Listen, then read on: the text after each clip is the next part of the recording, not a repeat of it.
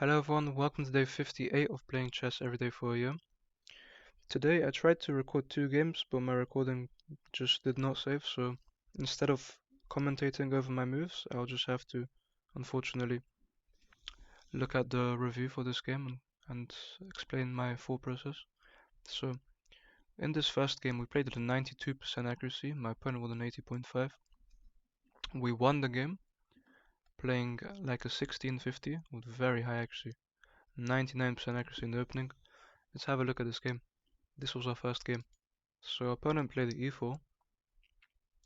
We played the Caro-Kann. He played the hillbilly attack. We played d4, d5 attacking him. We traded. We traded off our bishop, took back, and then we took the center, which I think is just the easiest thing for me to do. Looking to develop my bishop even. He attacks our pawn, but we just get to develop our knight. And we have two pieces developed and the whole center, and he only has one. He pins us, so we pin him back. He defends, but I get to push. And I'm already doing well here. This move actually just wins us material. If he plays this, I'll just trade and I'll be better. The whole line is him having to give up his knight and then we get to win a pawn. So we win one pawn with best player. He took our knight, we took back with our knights. But then he castled, which just let me take his full piece. So he should have counterattacked my bishop.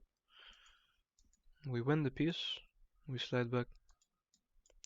He attacks our b pawn, we push forward. Him jumping in wasn't that good for him.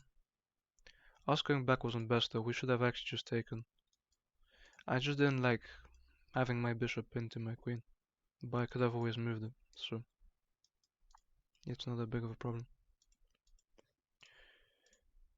Instead we slide back, recapture, pin his pawn to his queen.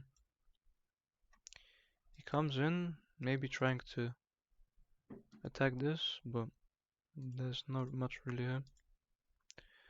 I actually threatened to take, which threatens opening up checkmate. So he can't recapture because it would also blunder his queen. And if he takes with his rook, we just take the rook, we take the exchange. He attacks our queen, we slide over, we don't want to trade and weaken our king. He takes, we take with the bishop. He attacks us, but we just have this move defending. We actually had a counter attack on his queen, which was better. Because if we go here and he takes, and we take his queen, we're threatening checkmate already. Because his king doesn't have an escape. Which is fine. This trade is okay. I should have just taken with tempo here. But instead we make room for the king, which is fine. We can just take the trade gives us a tempo. He wins a pawn, but we win his. His check doesn't do anything.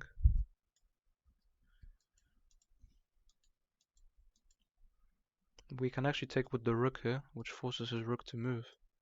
And wins us a pawn, and then our pawn is just promoting once we get behind it, so he miscalculates and we take the win. He resigns in this position. It's checkmate very soon. I think the only move he had here, the best move he had was probably here. Then that gives us this. And then I guess in this position I will just sacrifice my bishop because I'm winning his pawns.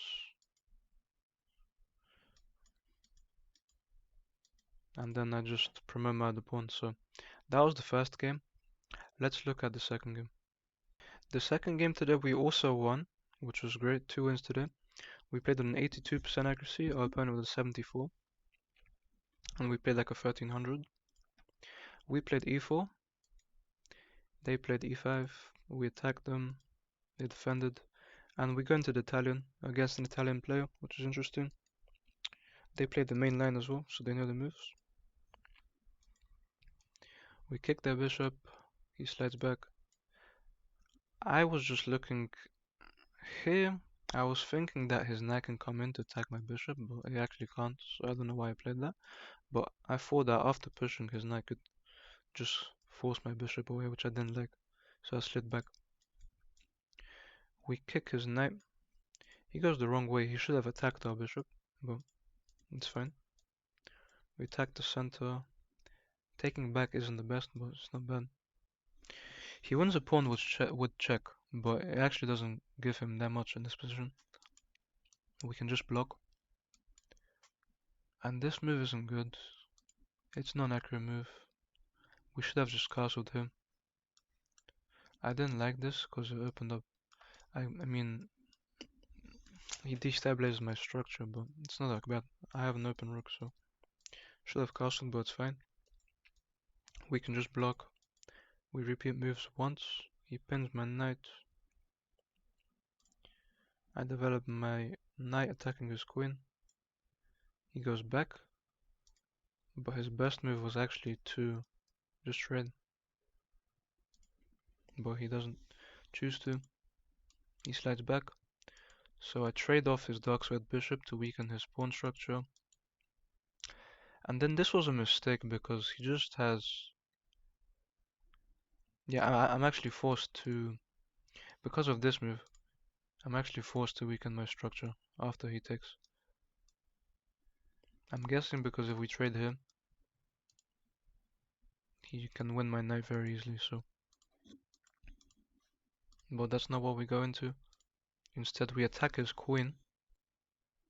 But for some reason my opponent played rook to c8. I'm guessing he just thought that... I'm guessing he just completely didn't look at the attack on his queen. He just thought I was moving my bishop away. But that's a massive blunder. We take the queen, he takes our knight. I mean, we didn't have a check on the king winning the rook here, but we just castle first. When we should have forked the pieces, I guess, which was much stronger, but we win his rook and our opponent resigns, so 2 wins today, 2 very great games. We won in 20 moves, so not a long game. We played with high accuracies in both games. We played very well today. Thank you guys for watching and I'll see you tomorrow.